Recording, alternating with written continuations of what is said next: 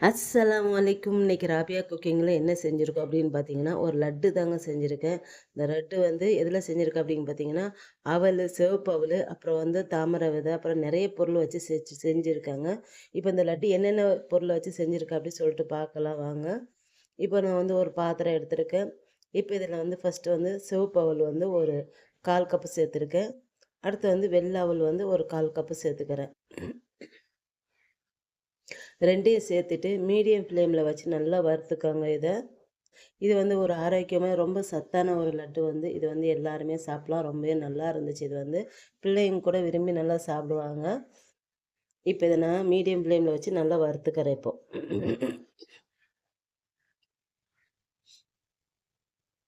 இப்போ நல்லா வறுத்தாச்சு. இப்போ இதை எடுத்து வச்சுக்கலாம் இப்போ. அடுத்து வந்து தாமரை விதை வந்து நான் வறுத்துக்கிறேன். தாமரை விதை எவ்வளோ போட்டுக்கிறேன்னா 2 கப்பு தாமரை விதை வந்து நான் வந்து போட்டுக்கிறேன். இதோடி ஒரு 10 பாதாம் வந்து சேர்த்துக்கிறேன். சேர்த்துட்டு 2 இதையும் மீடியம் ஃப்ளேமில் வச்சு நல்லா செவக்க வறுத்துக்கோங்க.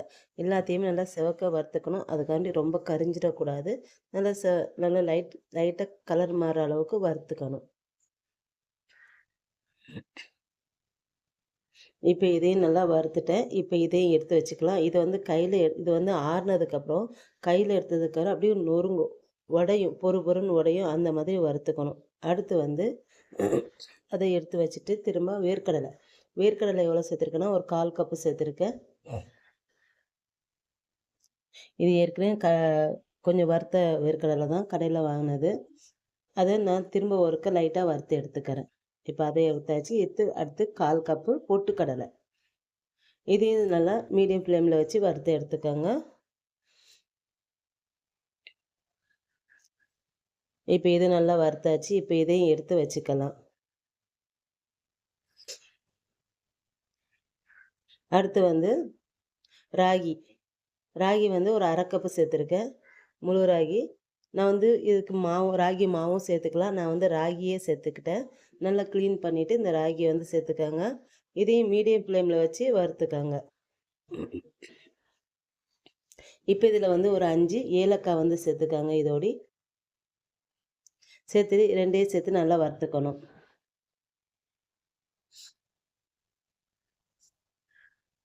இப்போ இதையும் வறுத்து எடுத்து வச்சுக்கலாம் இப்போ. அடுத்து வந்து நான் என்ன வறுக்க போகிறேன்னா கம்பு. கம்பு ஒரு 1/2 கப்பு சேர்த்துருக்கேன். இதையும் நல்லா க்ளீன் பண்ணிவிட்டு நல்லா பறிச்சுட்டு வறுத்துக்கோங்க. இதையும் மீடியம் ஃப்ளேமில் வச்சு நல்லா வறுத்துக்கணும். இதையும் நல்லா செவக்க வறுத்துக்கோங்க. இப்போ இது எல்லாத்தையும் வறுத்துட்டு ஒரு தட்டில் போட்டு நல்லா ஆற வச்சிடணும். இது ஆறுனதுக்கப்புறம் இதை வந்து ஒரு மிக்ஸி ஜாரில் போட்டு பொடி பண்ணி எடுத்துக்கலாம் இப்போ. இங்கே பாருங்கள் எல்லாத்தையும் பொடி பண்ணிட்டேன். இப்போ இது எல்லாத்தையும் நல்லா மிக்ஸ் பண்ணிக்கோங்க.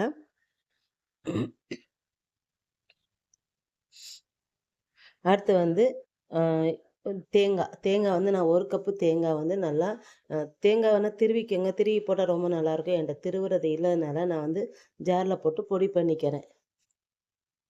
1 கப் தேங்காய் எடுத்து இந்த மாதிரி பொடி பண்ணி எடுத்துக்கணும். அடுத்து ஒரு பாத்திரத்தில் 1/2 கப்பு சர்க்கரை இல்லைன்னா வெல்லம் போட்டுக்கோங்க. வெல்லம் இல்லைன்னா கருப்பட்டி வேணால் சேர்த்துக்கலாம். நான் வந்து 1/2 கப்பு நாட்டு சர்க்கரை சேர்த்துட்டு 1 கப்பு தண்ணி ஊற்றி நல்லா கொதிக்க விட்டுக்கிறேன். பாகுப்பதெல்லாம் வர வேண்டாம். நல்லா கொதிச்சிடணும்.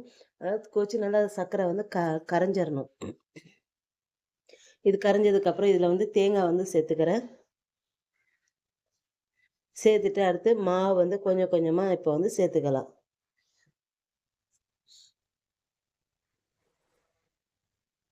மாவு கொஞ்சம் கொஞ்சமாக சேர்த்துக்கிறேன். தண்ணி வந்து ரொம்ப சேர்க்காதீங்க. கரெக்டாக 1 கப்பு சேர்த்துக்கோங்க. அது சரியாக வரும். பெரிய கப்புக்கு 1 கப்பு. இப்போ மாவெல்லாம் நல்லா கிண்டுனதுக்கப்புறம் இதில் 1 ஸ்பூன் நிறைய நெய் வந்து சேர்த்துக்கிறேன். இப்போ இதையும் சேர்த்து நல்லா கிண்டி விட்டுக்கலாம்.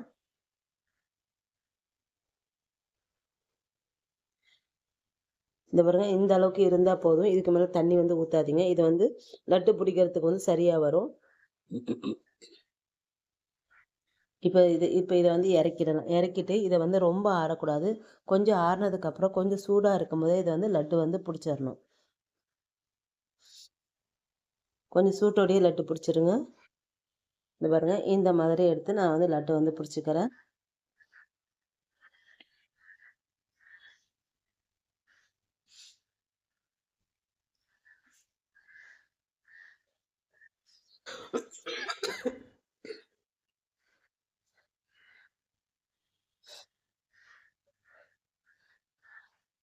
எங்க வீட்ல லட்டு புடிச்சிட்டு இருக்கும்போதேட்டு கொஞ்சம் கொஞ்சமா காலியாக ஆரம்பிச்சிருச்சு.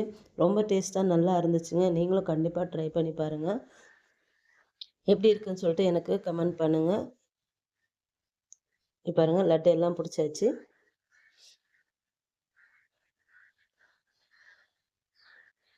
சூப்பரான லட்டு வந்து ரெடி ஆயிடுச்சுங்க. இது ரொம்ப சத்தானதுங்க. கண்டிப்பா நீங்க உங்க வீட்ல உள்ளவங்களுக்கெல்லாம் செஞ்சு குடுங்க. என்னோட இந்த வீடியோ உங்களுக்கு பிடிச்சிருந்தா லைக் அண்ட் கமெண்ட் ஷேர் பண்ணிக்கோங்க. என்னோட சேனலை மறக்காம சப்ஸ்கிரைப் பண்ணிக்கோங்க. சூப்பரான லட்டு வந்து ரெடி ஆயிடுச்சு.